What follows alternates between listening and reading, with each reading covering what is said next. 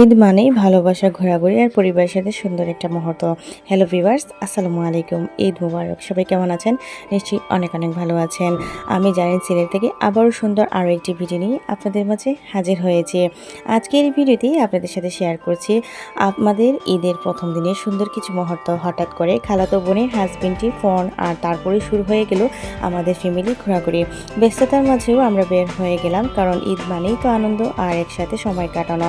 তো ভাইয়া আসলে ফোন দিয়ে বলতেছেন আমার হাজব্যান্ডকে, তো ভাই চলেন আমরা একটু বেরিয়ে আসি, ঘুরে আসি, ঈদের একটু কাটানোর সময়টা মানে বাচ্চাদের একটু দেই। ঈদ মানে শুধু খাবার না, বরং সম্পর্ক, ভালোবাসা আর সুন্দর একটা সম্পর্ক একসাথে থাকা। তো এই যে সুন্দর একটা মুহূর্ত আপনাদের মাঝে শেয়ার করছি। সুন্দর করে রেডি হয়ে গিয়েছি আর খুব সিম্পল একটা ড্রেস পরে নিয়েছি, আর এই ড্রেসটা সবার কাছে অনেক পছন্দ হয়েছে এবং আমাকে নাকি খুব সুন্দর লাগছিল।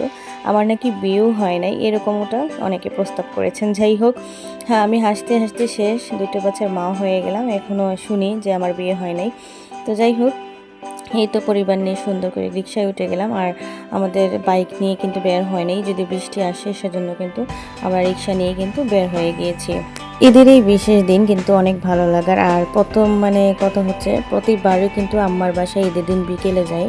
তো এবার কিন্তু ভাইয়া ফোন দিয়ে বলতেছেন এবং ইনভাইট করতেছেন, সেজন্য বের হয়ে গেলাম। আম্মাকে ফোন দিয়ে বলেছি যে আম্মা কী করবো, ভাইয়া ফোন দিয়েছেন। আম্মা বলছেন যাও, সমস্যা নেই, ঈদের দ্বিতীয় দিন তোমরা সকালেই চলে এসো।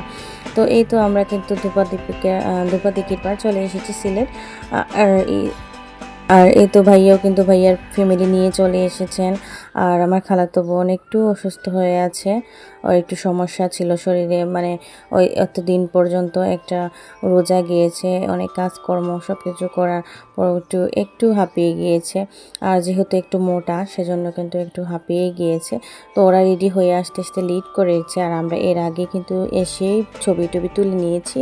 এখানে কিছু মুহূর্ত কাটালাম আমরা, আর খুবই ভালো লাগছিল, কারণ একটু একটু গুড়ি গুড়ি বৃষ্টিও ছিল এখানে।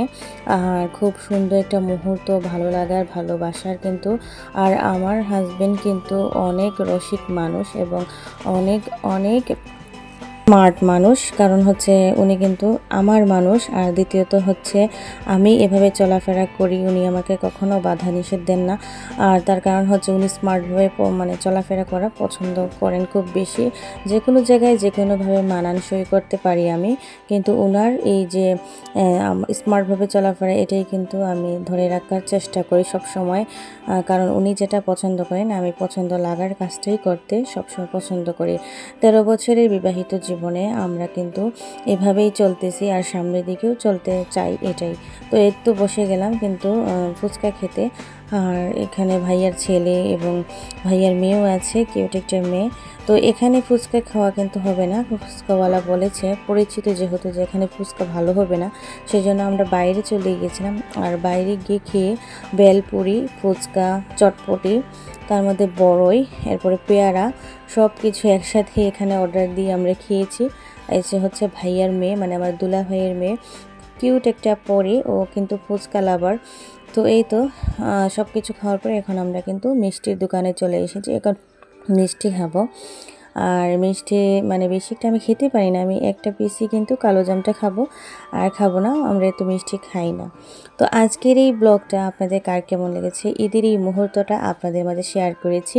অবশ্যই একটা ভালো লাগার দিন সবার কাছে ফুটে উঠেছে। এই ভিডিওটা আপনাদের কাছে কেমন লেগেছে অবশ্যই কমেন্টের মাধ্যমে জানাতে ভুলবেন না। পরিবার নিয়ে ছবি তোলার মুহূর্তটাই কিন্তু অনেক অনেক ভালো লাগার এবং ভালোবাসার। আজকের মতো এই পর্যন্তই। নতুন ভিডিও নিয়ে অবশ্যই হাজির হব। সে অবধি সবাই ভালো থাকবেন, সুস্থ থাকবেন। থ্যাংকস ফর ওয়াচিং অ্যান্ড আসসালামু আলাইকুম।